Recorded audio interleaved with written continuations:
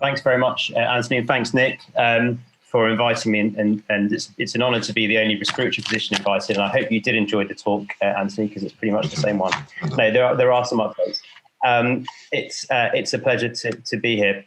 So for the next 15 minutes or so, I'll give a brief talk on really the interest I've had over the past few years linking gastro-esophageal reflux and the respiratory symptom and system. And we'll talk through cough, interstitial lung disease, which is my specific area of interest, asthma, bronchiectasis, COPD.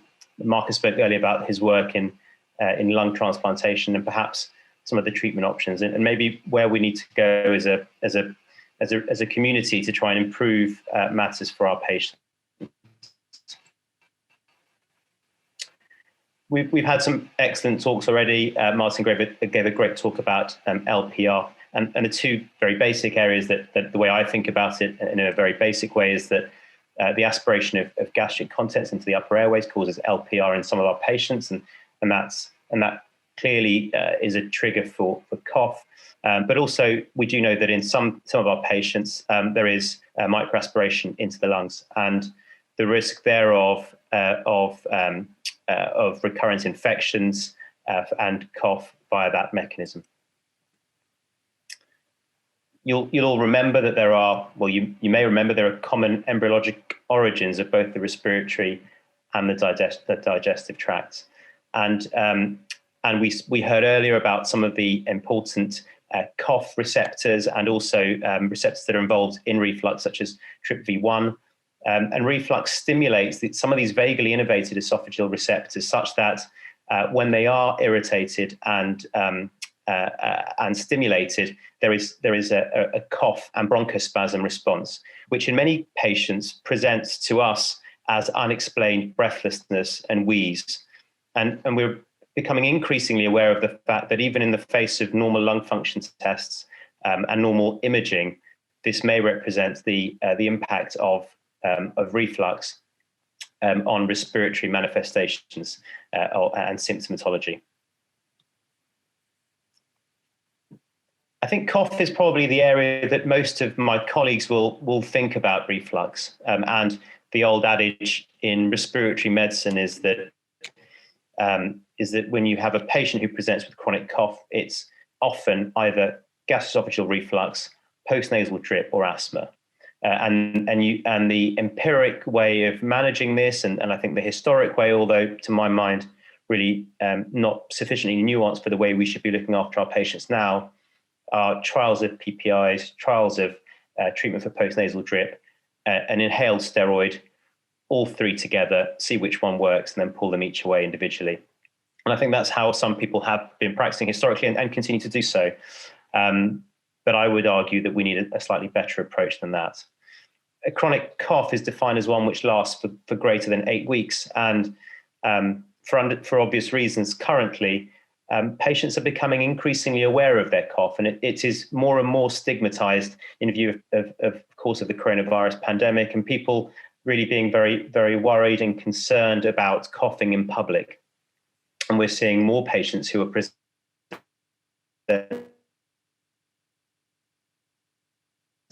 now with this.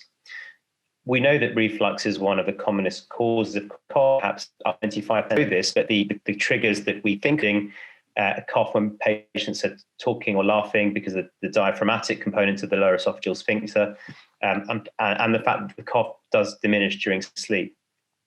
And we heard earlier the new advances in reflux medications, and some of these, such as the TRPV1 antagonist and potentially P2X2 and P2X3 receptor antagonists, may have shared benefits on both reflux and cough independently of each other. So I don't think you need to be an expert thoracic radiologist to know that the one on the left is quite a bit better than the one on the right. And this is a patient of mine with idiopathic pulmonary fibrosis. So IPF is a progressive fibrotic lung disease of unknown etiology, commonest in Caucasian people, males in their late 50s, early 60s, and is relentlessly progressive. And although there are now therapies antifibrotic drugs, which have been shown to slow down the rate of progression by about 50%, such that through aging, we will all lose approximately 30 milliliters of our FVC every year. Patients with IPF will lose about 250 mils of their lung function every year, of their FVC. And with antifibrotic therapy, that's reduced to about 125. So it's a relentlessly progressive condition and is one of the leading indications for lung transplantation worldwide. The mechanisms behind IPF remain incompletely understood, but one of the areas in which over the past possibly 5 years, maybe a little longer, is potentially the impact of reflux and microaspiration, because we know that in IPF and other fibrosing lung diseases, there are repeated injurious events on the epithelial surface, which eventually causes localized inflammation and scarring. And once that scarring is established, the saying is that fibrosis begets fibrosis. So it is a progressive and relentlessly progressive condition. And as I say, there is more and more interest in the impact of reflux of that. And there have been a number of studies looking at, for example, bronchoalveolar lavage pepsin levels in patients who have progressive disease and linking the two. I became interested about 2 to 3 years ago in the role of hiatus hernia in IPF and fibrotic lung disease. And this came from experience of a few patients with hiatus hernias, and I got the impression that I was seeing a higher proportion of patients with hiatus hernias in my patients with ILD than those without. So we did a study and published it last year in the European Respiratory Journal, and we looked at our cohort of patients with idiopathic pulmonary fibrosis. And we found that there was an incidence of over 40% of hiatus hernia in patients with IPF. And this is hiatus hernia, I totally accept, not diagnosed with the gold standard way, but visible on CT. So certainly large enough to be seen on CT and therefore large enough probably to be of clinical relevance. And we found that patients with IPF who had a hiatus hernia died much more quickly. So median survival was about 30 months versus over 55 months of those who didn't have a hiatus hernia. And that those patients with a hiatus hernia had accelerated lung function decline. So they lost, on average, 250 mils of their lung function versus 36 mils, and that is on antifibrotic therapy. So that was quite an important finding, we felt, although the mechanism behind that remains unexplained.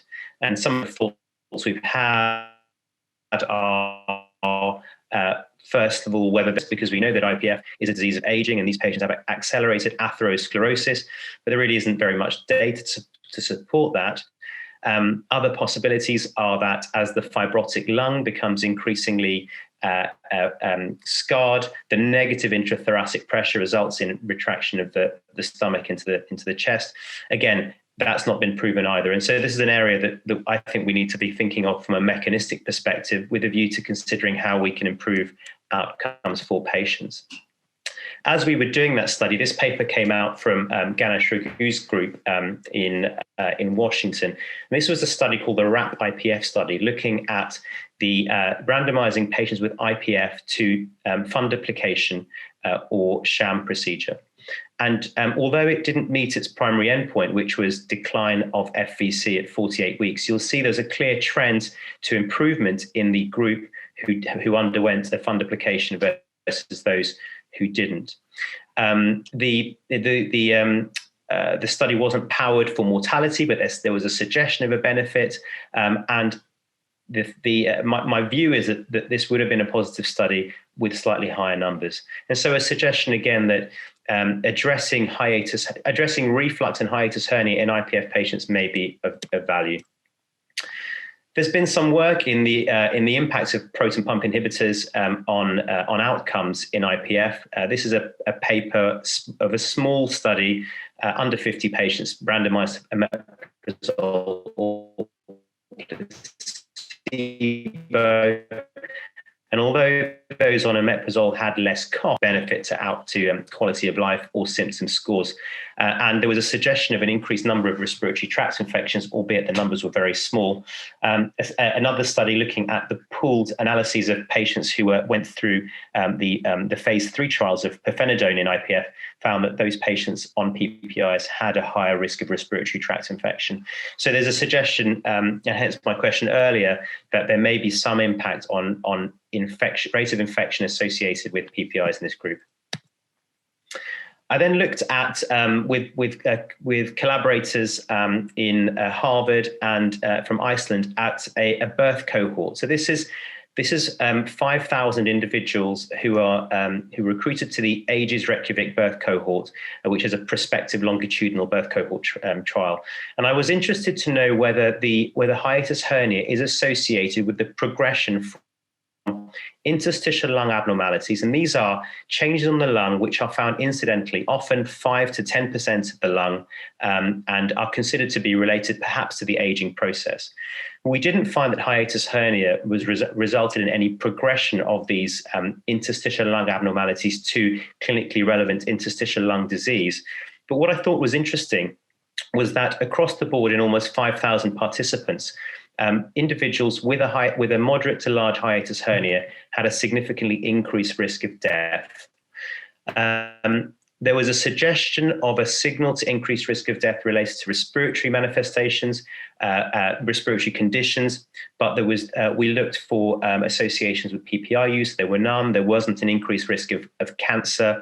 And so this, again, remains unexplained. But in a large proportion of the general population, it appears that hiatus hernia is associated with death. And this, again, is worthy of further study. I think what was interesting as well was this was, from what I could see, one of the first estimates of the rate of hiatus hernia in the general population. And again, that was around 23% and compares to the 40% of patients we found in our IPF cohort and 37% in this group of patients who had what looked like a fibrotic ILA, interstitial lung abnormality. There's much less data in other respiratory conditions, asthma, COPD, and bronchiectasis. Again, there's to having reflux. There's an estimate that 40% of asthmatics have esophageal dysmotility, and various proposed mechanistic associations, perhaps the link between autonomic dysregulation and a heightened vagal tone, and how many of these patients truly have asthma, and how many have wheeze and bronchospasm related to shared embryological origins of the respiratory and digestive tracts. We know that hyperinflation does lead to alteration in the diaphragm and diaphragmatic function, and perhaps that might be relevant when considering reflux and esophageal function. But there has been a reasonable correlation found between the degree of airflow obstruction and bronchial reactivity and the number of acid reflux episodes in patients with reflux and asthma. A couple of studies, most of them pretty old and I think questionable in many ways, but this study from 2010, which was a study of a good number of patients, over 800 patients, who had randomized either esomeprazole or placebo, and there was a suggestion that there were improvements in lung function, asthma-related quality of life, and reflux. Where patients with asthma and reflux were randomized to antacids, ranitidine, or surgery, and followed up for a couple of years. And there was a marked improvement in the surgical group when considering overall asthma status and symptom scores, but no difference in lung function, inhaler use, or survival. So questions about the effect psychologically of a surgical intervention in this group. Bronchiectasis, which, as you know, is a condition where there is permanent abnormal dilatation of terminal bronchioles related to recurrent respiratory tract infection and colonization of various bacteria, often Pseudomonas. And there have been a number of prospective studies which have found a relation between reflux and disease severity, as I say, particularly in the presence of hiatus hernia. And we know that patients with reflux and bronchiectasis seem to suffer with increased symptoms, more hospitalization, more respiratory tract infection, more hospitalization. The question, I think, which remains in this cohort, and also perhaps also in the IPF cohort, is what comes first. Is it reflux, which is driving reflux and microaspiration, which is driving abnormal respiratory microbiome and propensity to infection, or is it something about the way that the lung mechanisms and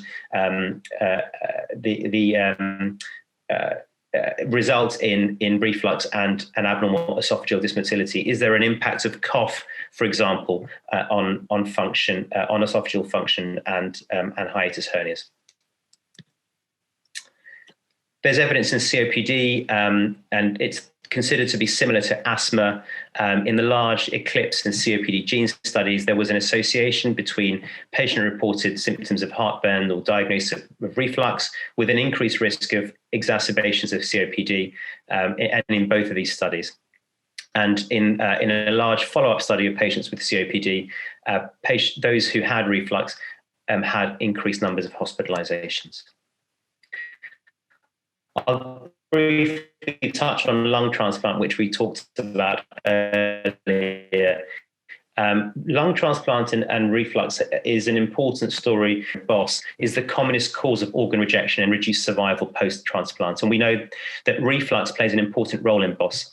So one of the major hurdles I have for my patients in getting onto a lung transplant list is trying to prove that they don't have objectively measured reflux. And if they do, trying to persuade someone to do something about it. Because often for our patients with IPF, and other fibrotic lung disease, and indeed other respiratory conditions, lung transplant may be the only chance of a good outcome. And so working through the opportunities to see these patients, and we're very lucky to have Kinesh Patel, who sees them, Marcus Reddy, who's now started seeing these patients as well, to have an MDT, which is allowing us to make proactive decisions in managing these patients. I'll skip over this study, but it shows essentially that in lung transplant recipients, a prospective study of Nissens was associated with better lung function in those in whom there was a suggestion of organ rejection. So historically, respiratory physicians have gone about reflux with high-dose PPIs, and then a combination of lifestyle measures, nasal sprays, steroids, cloves dipped in manuka honey, positive vibes, spiritual healing, wishful thinking. All of these come into the armamentarium. But it's important, I think, for us to remember that non-acid reflux can equally be pathogenic. And we consider that raising the pH of the refluxate might reduce the stimulus to cough and could theoretically increase the risk of microaspiration. I just want to touch, we did a study in patients with IPF where we looked at the impact of azithromycin retrospectively. And we give azithromycin in respiratory disease because we use it as a prophylactic antibiotic in those who have recurrent respiratory tract infections, and because we postulate that it has an anti-inflammatory effect on the lungs. But increasingly, I'm considering that its role as a prokinetic may have some value in reducing episodes of regurgitation and microaspiration. I think this is an area that we should be looking at researching formally. So I'll summarize and say that I hope I've shown that reflux is important in respiratory disease. And I spend a lot of my time now thinking about the impact of reflux on my patients and respiratory manifestations of disease. We know that it can exacerbate pre-existing disease and may drive the pathogenesis and potentially mortality.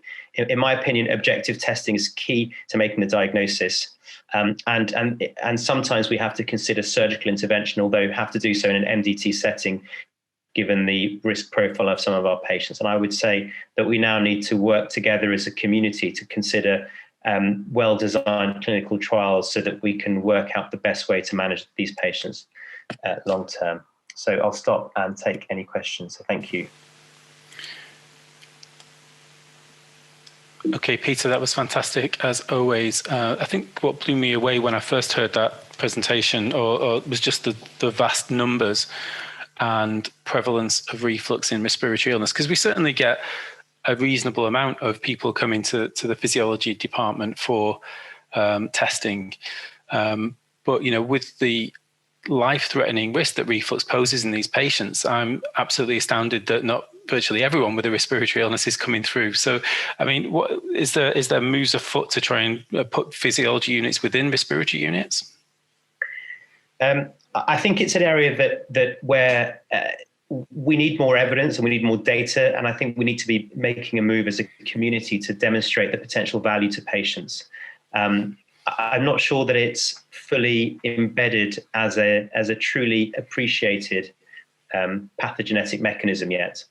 And I hope I've shown that there is data across a number of different disease areas and that there's work to be done there. But I think we need to do more in terms of education, actually. Okay, so there's a question from Jordan that asthma is associated with airway and gut dysbiosis. So could a role of these microbiomes explain why surgery is better than PPIs for asthma? Because PPIs lead to dysbiosis. Yeah, I think that's a really important point, and I think that goes in many of these cases. So we know that the microbiome in IPF is incredibly important in determining survival and risk of acute exacerbation. We know that that's true of bronchiectasis, and it's one of the reasons I'm increasingly wary of using empiric PPIs in my patients, and I'd much rather have a better understanding of the proportion of acid and non-acid reflux, and then trying to nuance treatment in that way. But I think it's a very good point. Okay, so I've got one from Nick here, Nick Boyle. Interesting that the prevalence of hiatus hernias is similar to community assessments of prevalence of reflux symptoms. I don't know if you can answer this question, but how much is non-acidic reflux responsible rather than acid? I think I don't think I can answer that question, but I think we should be looking to answer that question. I think it's an important point, and I think it's likely that a reasonable proportion, but I don't think I have the answer to that. I think just picking up on that, what I kind of showed in my presentation was this kind of nighttime regurgitation of stomach contents might be also quite important, and that's going to be more prevalent in hiatus hernia patients. So I think we definitely need to study this in more detail. This is a question from Julian Haman. Question is, could neuromodulatory treatments increase the risk of respiratory disease by making microaspiration more prevalent, by suppressing the reflexes that you talked about? Yeah, I think that's important. We do think about that when we're thinking about PPIs, for example, reducing the sensitivity to acid and the stimulus to cough.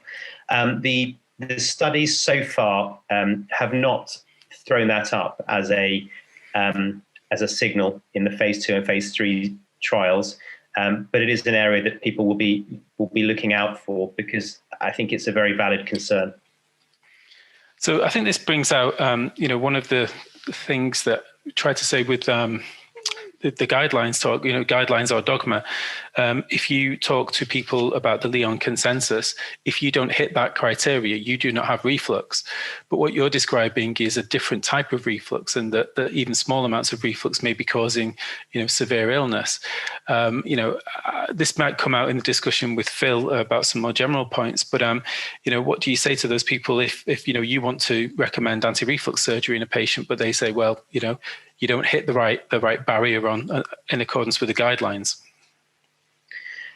I think in our cohorts, it's beyond the evidence base really, and it's kind of beyond the guideline base. So it's very much done in consultation with the patient in an MDT setting, knowing that a patient with IPF has such dismal outcomes, and we're talking about a 3 to 5 year survival without treatment.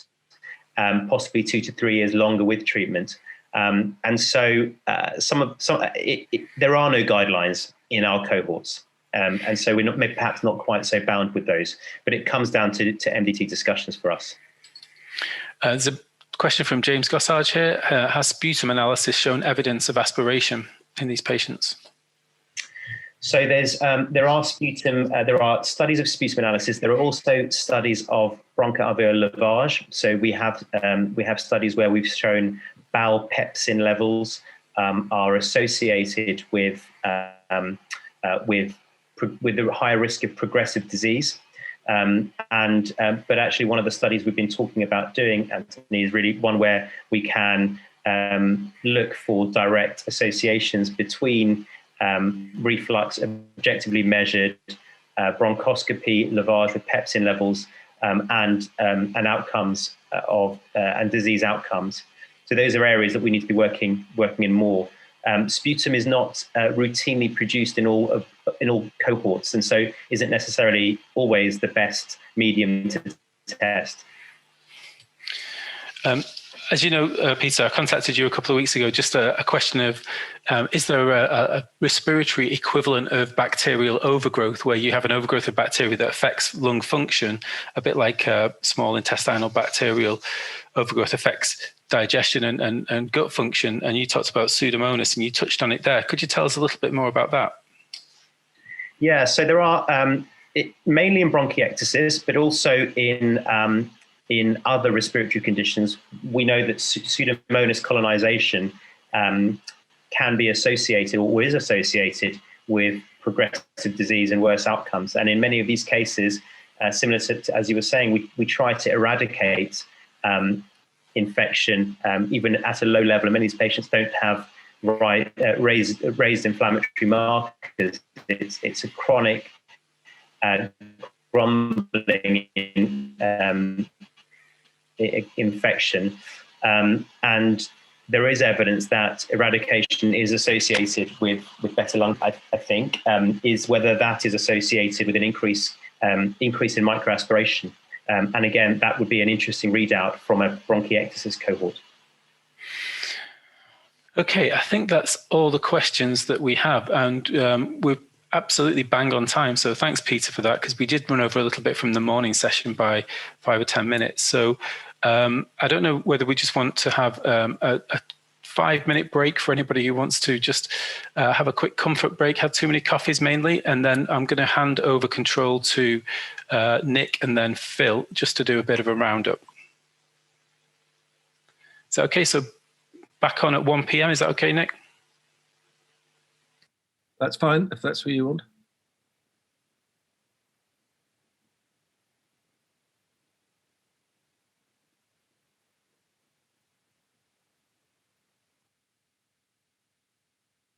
For those people who don't want to go, that's fine. We can continue a bit of chat now, but I'm just going to make Nick the host again. Peter, I thought, as always, that was a fascinating, fascinating talk. I mean, it just seems to me that, you know, just as we are finding that more and more patients have got laryngopharyngeal symptoms caused by reflux, and we can't necessarily diagnose those using the accepted criteria, the Lyon consensus. We know, don't we? I mean, anecdotally, and from you know, from data, that, for instance, if you do anti-reflux surgery in patients with LPR but who do not have proven acid reflux, a significant proportion of their symptoms will resolve. But it seems to me that in respiratory disease as well, I mean, clearly what you're saying is there's an awful lot of pathology is caused by reflux. We just can't necessarily we can't necessarily prove it using the existing criteria, and that's the issue, isn't it? I think that's right. We're not looking systematically is the problem. And a lot of what we do is individual. So I may take an interest and test some of my patients, but the person in the clinic next door doesn't have the same interest and doesn't test his patients. So we have no idea what the denominator is. And I think it's a lack of systematic assessment. It's probably a lack of an algorithmic approach, which people seem to now require in order to make sure that they're, you know, thinking about everything. So maybe that's something that we should be considering. And I'd like to know why people, if anyone has any thoughts as to why having a hiatus hernia puts you at high risk of mortality, because I couldn't answer that question when we found that, in 5,000 individuals. And I don't know if people have any ideas or any way to try and answer that question. Might be because people like Nick go near them.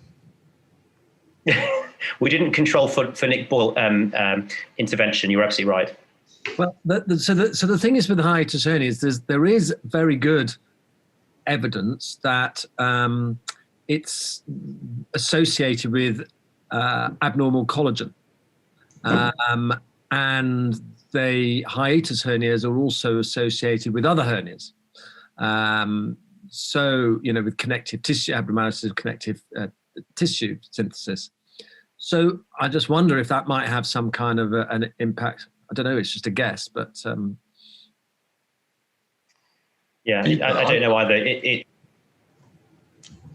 Sorry, no, go for Phil. All I was going to say is I have no idea. Yeah, I was just thinking of something slightly different, but bile acids and interstitial lung disease, and I know that in CF some of the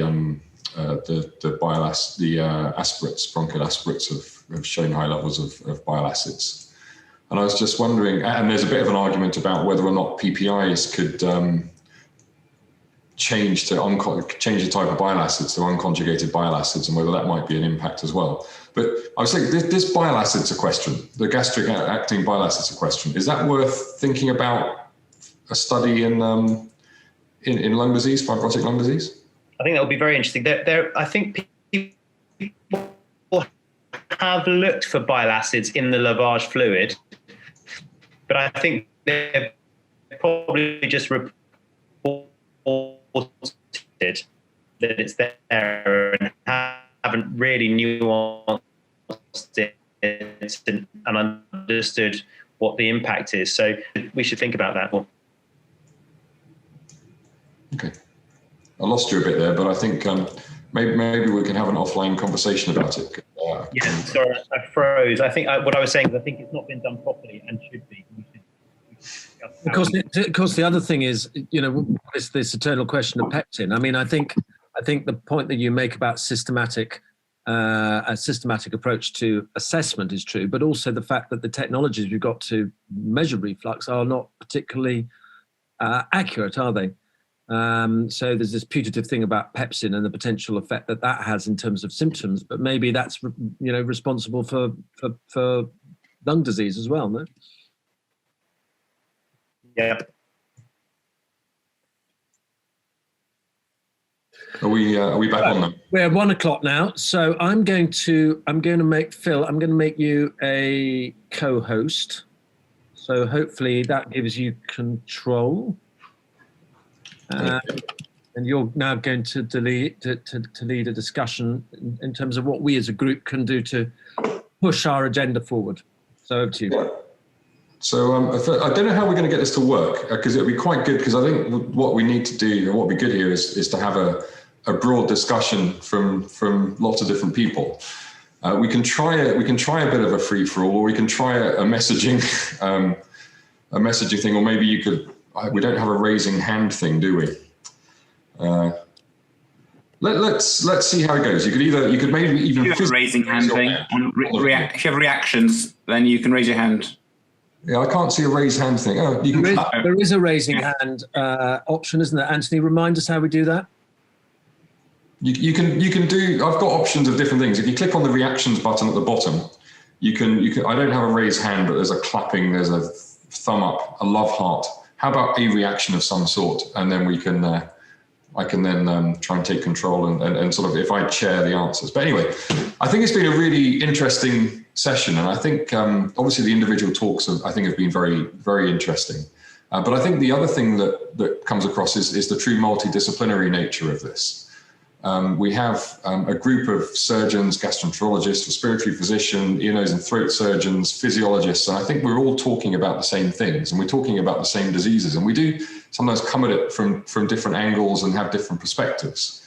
So I think it'd be really useful to have if I sort of give a few headings to discussion points, but I think firstly, with interesting parties, is there a way that we can integrate our working, whether that be by pathways, guidelines, collaborations.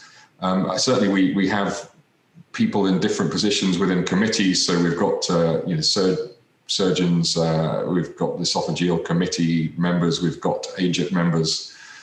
Whether there's a way that we should work together there. There's a lot of talk about questions that need more research. There's a lot of what's been said has been sort of postscripted with we need more outcome data. And I wonder if there are some easy wins or things that we should be looking at as a group. And how I think I open the floor to discussions about how you think we can work together, how we can move forward in terms of both publicity as benign disease and reflux, and also how we can try to create data, collaborations, and guidelines. Anybody have any first thoughts? Jason. Yeah, I mean, I think there is an opportunity. I mean, between us, we must have a huge cohort of patients that we can report on. It will be retrospective, but I think publishing together on some of the themes that we've talked about today would be fantastic. We've all got these pockets of different patients that we're all treating together, essentially. Wouldn't it be nice if we could just bring it all together and get some larger scale publications out? I mean, the BSG, Martin was talking about it earlier, has got a big interest in this and trying to bring it together as well. And I know Anthony and yourself from the physiology side. So, and you on the esophageal side. So I think there's definitely opportunity there from the BSG. I mean, there's some easy wins here. I mean, if we're talking about a lot of data that we've got with retrospective data, maybe it's not for deciding now, but there might be some simple questions that we can answer with some retrospective data. Whether it's sort of outcome data on LPR, whether it's outcome data from things that we're less, we have less concrete data about respiratory things. We probably have quite a lot of a database trawl we can do. I mean, I think a lot of us do that individually, but maybe that's an easy win. Yeah, we've got big physiology labs, haven't we? We've got the Royal London, St Thomas's, and Functional Gut Clinic. So there's plenty there just between those three to do some large-scale physiology of globus, essentially. And looking at the higher-end endoscopy that the people are actually going to put through to make sure that we've ruled out all the other, organic causes of globus before we go down there. I think it would be, must have thousands of patients with globus between us. Although I'm sure these things do need some prospective studies as well, because we don't collect the symptoms very well.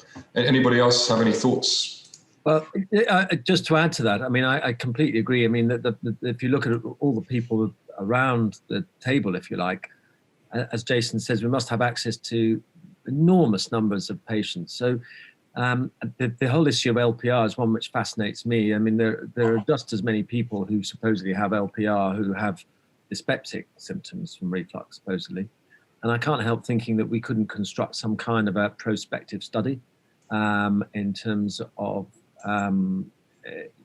involving the surgical arm and a best other medical arm. I mean, I realize there'll be some issues regarding assessment and the standardization of access to all the assessment. But nonetheless, I think that would be a really interesting. I just wonder, as a step to sort of furthering a research agenda, maybe a sort of SWORD type database might be helpful in forwarding that agenda. Yeah, I mean, we don't have a registry, do we? Particularly a sort of that crosses disciplines. No. Which again is a big undertaking, but something which could be. I think the reality. Certainly what. But sorry, Nick, go on. Yeah, I mean, certainly what we've been talking about within Augis and is setting up a database stroke registry, call it what you wish, which would cover all of these interventional procedures. And certainly the Arrow study, I mean, Shamini, I don't know if you're still here, but you can maybe talk about this, but certainly that's looking through some of the non-surgical procedures as well. Yes, yeah, I mean, that's certainly the aim. Yeah. Yeah, and I think hopefully, if we can get Arrow off the ground in the spring of next year, the idea is that, by showing what's currently going on in the UK, it will help to inform further studies, but also a registry, as everyone's alluded to, because I think that's what we need. So that's certainly our aim, and to make it cross-discipline as well. I mean, maybe this is something we can use our influencing committees and sort of use a bit of backing of the BSG to get moving, because it is cross-discipline. It's something that is of interest. might get a bit. I mean, sword has clearly only been designed up till now for surgical procedures only, but there's absolutely no reason at all, as long as the other procedures are coded properly, there's no reason at all why it couldn't be used to expand to include those in due course. And that is, I'm quite sure that's the best way of actually monitoring activity throughout the country. Well, Nick, can I just ask one question? It's to do with the sort of the private sector, because as I said earlier on, that there are the number performed in the NHS and private sector in terms of anti-reflux operations is equivalent. So, we'd be missing out on half the data in terms of surgery if you just confine it to HES data. I'm not suggesting we confine it just that. I mean, I think I'm using that as a starting point, really, just to get this moving in the right direction. But we absolutely need to include what's going on in the private sector. I quite agree. So for the Arrow study, we're including procedures conducted in the private sector as well. Anthony. Yeah, so not to hark on about breath testing, but what we're trying to do as a prospective thing is we designed a 25-point questionnaire, and this has gone to various people on the Neurogastro committee and the AGIC committee to design something, and Nick's had great input into this. And what we're trying to do is to send this out to the next sort of 1,000 patients that come through for breath testing, and this is going to be available for guys in St. Thomas's who do 2,000 or 3,000. And Sheffield who do more, just to try and get an idea of what patients are referred in, what the symptom profile is, are there any positive predictive values for symptoms being against the objective outcomes. And I'm guessing that we could do the same thing here for LPR, where we could design a questionnaire between us that everyone agrees in that captures the different domains, and then just for 12 months pop it out there to all our patients coming for physiology and agree on some outcome measures. So that's something that I think is quite achievable. If anything, we could do something, each person from a different discipline could take a section, and then we could put that together, get ethics approval, and just gather data for 12 months. Yeah, it sounds like a great idea. I mean, maybe, what do you think? Do you think maybe after the meeting, maybe, I don't know if Anthony or Nick but whoever, maybe, but given that Nick has been sending out emails, but people could email Nick to give interested expressions of interest in being involved in such a thing, and then we can sort of get a group together and look at it. Yeah, if following on from what Anthony was saying, I mean, as I've alluded to, I mean, I think. I do think that this thing about the microbiome immunology interface is poorly understood, and at least the breath testing starts to give us a tiny window into that.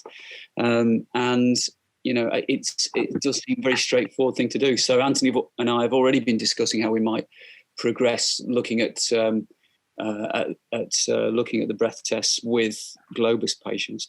What the big problem with Globus, I obviously have a major interest in it, is how you define it. And, nearly every study defines it differently. I really like Jason's approach, the 4 or 5 point last scale that he produces, because it is so simple. And maybe we could do a bit more validation work on that. But if we're going to address Globus, we have to really be careful about definition. So that's a big problem we had in the trial, that people have Globus is different to a lot of different people. But I was going to say, I think one thing that would help both in the private sector and NHS is having a sort of minimum quality standard for the investigation of LPR, Globus throat symptoms. Because you always get patients and you think, have they really had everything done? Have they seen the respiratory physician they should have seen? Is it an ENT specialist, or is it just general ENT? And same with the ENT, has the gastroenterologist ruled out all those Rome criteria? So if we could have a minimal standard so that when you see the patient, you know that they've actually had the full works before you label them as functional. Yeah, and I think we could probably bring that through to dysphagia as well, couldn't we? Because I think this is another thing where there's a huge amount of overlap between gastroenterologists and ENTs, and I think as Martin was suggesting before, I suspect we're both missing, all these as groups, maybe not the individuals here, but at the edges of our expertise are probably bits where we might be missing things that could be relevant to the others. And I don't know how your hospitals work, but our trust is probably not too dissimilar to many others in that there's a big grey area as to who sees what. Yet the way that we investigate that grey area is often very different depending on which specialty we're in. And I think trying to find some quality, like I say, minimum quality standards in how we investigate these things, maybe a little bit of retrospective work to look at, actually, is it important? Are we missing things? It sounds like that provocative study that might be coming out, Martin, might be interesting for us actually. But we probably need to look at these things and decide. My personal opinion is that barium swallow should never exist in the hospital. Almost certainly not outside very certain circumstances. But it's a very common test done for dysphagia in ENT clinics, and we don't look at the throat very well a lot of the time. So maybe we need to have a think about joined up pathways and say minimum quality standards for, and I think this is probably particularly relevant to where ENT and gastroenterology cross over. I don't know what other people think. Anthony. So just out of people who are sitting on various committees at the moment, I am the chair of the GI physiology group, and I guess, Phil, you're on the esophageal section. Jason, do you sit on the BSG endoscopy? I'm esophageal as well. Esophageal. I think it would be good to just try and gather who's on what committee and see whether, because there are, I'm on I think it's the clinical research group for food and function of the BSG as well, which is, dietitians, gastroenterologists and various other people trying to put forward research ideas and to get funding and to get support for funding. I'd be interested to know from Nick Maynard, did you get funding from the SWORD study and the ARROW study? And why did you name those studies after weapons? Shameen can answer about about ARROW. In terms of SWORD, yeah, there is funding. It's actually run by a private company. I don't know why it's called SWORD. Ian Beckingham came up with that name.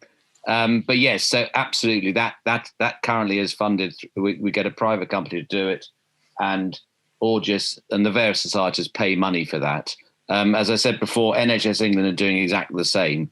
Although I don't know how far it's got. So ultimately, it may be we get that completely free through NHS England. Shameen, do you want to answer about the ARROW study? So for ARROW, it doesn't actually require a lot of funding. We do have some sponsorship from Heartburn UK, but that's essentially just to help host and run the REDCap equivalent database.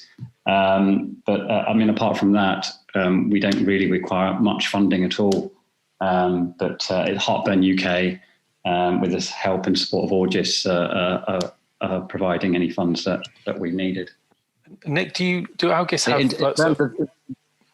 In terms of setting up a registry, that Stuart Andrews at Torbay, who runs the British Benign Upper GI Surgery Group, which is now part of Orgis. I know he's got, I don't know if he's got a guarantee or a promise or a suggestion of some industry funding to set that up. And I think it will be crucial in order to get that all up and running, I'm afraid. Mm-hmm. And Nick, do you have interactions with BSG, any of the BSG sections through August? Not in recent years. Well, we certainly have. So Orgis and BSG do. There's formally an Orgis rep who sits on the BSG committee and vice versa, although attendance is pretty variable, shall we say. So I think we absolutely need to strengthen those relationships. We really do. And there is a mechanism for doing so, and we will do so. I think Chris Peters has got something coming up in the next few weeks, Nick, about that, a joint Orgis BSG project for complex benign disease. Right. So I think that is starting to happen. But yeah, certainly some sort of guidance as a group of experts, some sort of publication on best practice in managing throat symptoms from ENT, respiratory, gastro-physiology surgeons. I think that would fly into somewhere like Frontline or any other. I agree with you there, Jason. I have a slight, from having spent a bit of time on the neurogastro committee in the past, when you're starting to deal with contentious issues, it can be quite difficult to, as a group of experts, to go out there and say what everyone else should do when the evidence is pretty poor. So I think a joint document is fine, but it would have to be incredibly broad and with very little, because the evidence base, particularly when we're talking about LPR and throat symptoms, is pretty limited. And I think you can really rub people up the wrong way if you go out as a group of experts and say this is what you should do, just because we feel that you should. And so that's where collecting some data is important, I think. Can I just throw one thought into that? I think what Nick Maynard was talking about earlier on, in terms of the general agenda in terms of trying to centralize services, if you like, I think to me that is the best way to achieve all this kind of stuff. Clearly, when you look at practice, there's variable practice. Anecdotally, when you speak to people, the workup for people undergoing anti-reflux surgery can vary from virtually nothing to every test known to man. And clearly, the more expertise is centralized, the more likely you are that you're going to get people sticking to the right pathways and working in an MDT type way. So I think anything that we can do that broadly pushes that agenda of centralization and MDT working, to my mind, is the way you're much more likely to achieve those kind of outcomes rather than trying to bully people with lots of guidelines. I don't know how much centralization is needed. I know what you're trying to say. I think it's standardization of what we do. Maybe I shouldn't have said centralized. That was the wrong word. But that's more important than centralization, actually, just standardizing things. Well, no, but standardization, MDT working, and and volume. I think there's a clear relationship between volume and outcome. Yeah, I agree entirely. There may be something we could produce in terms of as a paper, which is almost like a review article of the current evidence of practice for reflux disease across specialties, because I think it's often taken in silos, isn't it? So you might have a gastroenterologist writing it or a surgeon writing it, but if we come up with at least a position document of what we know, what we don't know, across the specialties, maybe that's something that we could do that isn't sort of too dogmatic, but a description of what the current level of evidence is in the current practice and what the current standards might be, and what the requirements for future data and research are. And at least that's getting the conversation going. That sounds like a great idea. So, are you volunteering to write it? No, I'm volunteering to edit it. No, I think. Well, should we decide what? We're running out of time, but there's probably like 1 or 2 wins that we need to try to get out of it. Like, because we can all say about 5 or 6 different things, but what's the one thing we think we should do?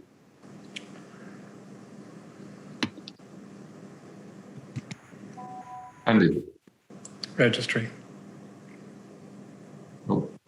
Kinesh has told me I'm being too quiet. So I was only just agreeing with what people were saying. I think Phil's right. A position paper, which, some people here will contribute to more than others, but we can all help, I think, by giving our views and critiquing it.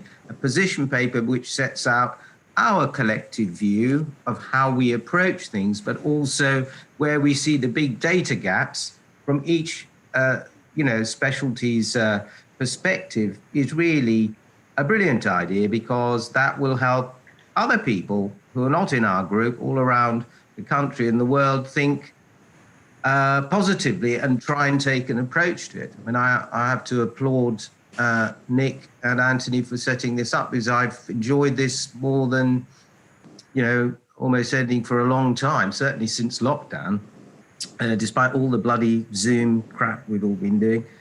So I think that, Phil's suggestion of a position paper is what immediately came to my mind. So how about a position paper and a registry? Phil? Yeah. I think both of those two things, absolutely. Can I just put out there the suggestion that there's an alternative way of approaching the position statement, and that is in the form of an online blog or appending a series of opinion pieces to a website.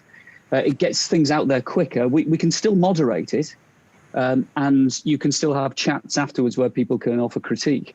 But I think that would get our views out to more people quicker if we wanted to do that. But we'd have to decide what the vehicle was for an online presentation. It's just an idea. Well, I don't know. I'm just throwing this in as a thought. I mean, I did mention earlier on briefly the European Foregut Society, which is this new society which is literally come into being in the last 3-4 months. And the idea is to do exactly what we're doing here, bringing together people from all the disciplines who are involved in the treatment of benign foregut functional disease, but on a national basis. So we're basically aiming to copy what they've done in the United States with the American Foregut Society across all of Europe. And we're planning to have our first meeting next November. So in due course, I'm sure everybody here will be invited to join that. And I very much hope it's going to be in Vienna, vaccine and travel permitted. But we very much hope everybody will come to that. So I don't know whether that would be one forum that we could potentially use that's being set up. We could suggest that we use a national bit of that, and those people who are interested in what we're talking about, I would hope in due course would gravitate towards it. So that's one suggestion. Okay. Can I make a comment on the position paper, which I think one thing that's striking is that this isn't a condition that's confined to foregut specialists. It extends beyond that. The group we haven't included today with the cardiologists, and I know there's a body of cardiologists who recognise the problems not so much with reflux, but with the big hiatus hernias, and they regard it as a sort of blind spot when they're doing echoes. So it reaches into a lot of areas, and if we're getting the message out there seems to be the critical thing. We're an interested group. I don't think we have to look too far to find foregut surgeons who may not have the depth of appreciation of the impact of reflux and hiatus hernia out with their own area. And certainly my impression is that the message doesn't get out very far in the other specialty areas. So a position statement involving all the relevant specialties would be, I think, of value. In terms of getting out there, the other group to think about is patient groups, because they're very vocal, and there'll be specialist patient groups involved in reflux. I'm sure there are pulmonary fibrosis patient groups, et cetera, and engaging with some of those, they'll put the message out, I'm sure. I'd echo that. I completely agree with Dex. Getting all the relevant societies to endorse the position statement, and then promote it through those societies as well, and get it sent out to all the members. It'll reach a huge audience. I'm happy to get a start on that. You don't look very happy about it, Phil. It's okay, Phil. We'll help you. You're not alone, Phil. So lovely to hear. Okay. Anything else anybody wants to? Actually, in terms of a registry, what would be a practical step there?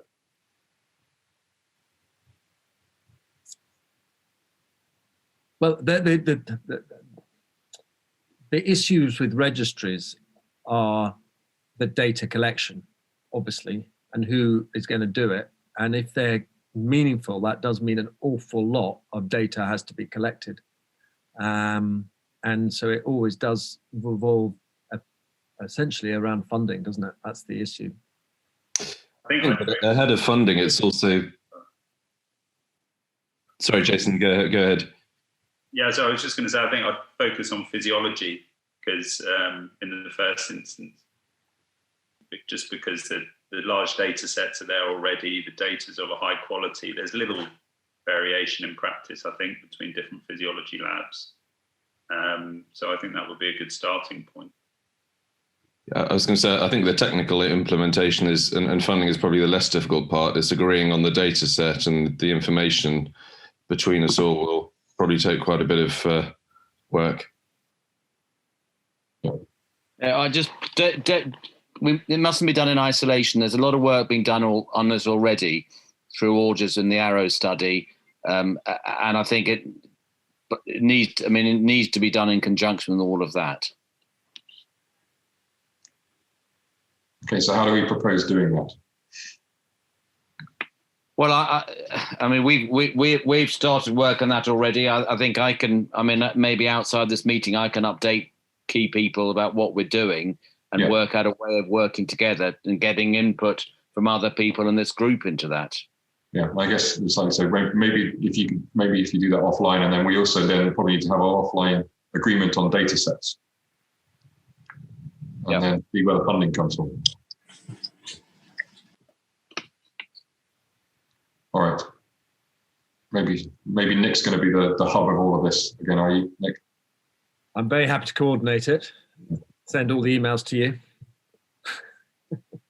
You're blocked. All right. Well, look, Phil, thanks very much for leading that discussion. I mean, I think from small acorns, great oak trees grow, don't they? We probably need to make these steps. And maybe if in a year's time, when we get back together again, we have written and published a mission statement, and we've started to at least agree on what a registry would look like and start to implement, that would be enormous steps, I think, and it would be really worthwhile. So I'd just like to thank everybody indeed for coming this morning. I'd like to thank the speakers enormously. I thought it was really interesting. I personally love these and always learn so much from everybody. I hope everybody else agreed that this kind of informal meeting between friends is a good one, and I hope everybody agrees that next time we just keep our fingers crossed that we can actually meet up and go to that curry house that Anthony wants to take us to, which is will cause a lot of trouble the following day, I can tell you. But we'll hopefully, if everybody agrees, we will do this again. This time next year, I suppose, or maybe slightly earlier in the autumn. But thank you very much. Unless there's anything else anybody's particularly got to say, we've got the rest of the afternoon. It's nearly dark, so enjoy the weekend, and thanks very much again. Good to see everybody. Thanks, Nick.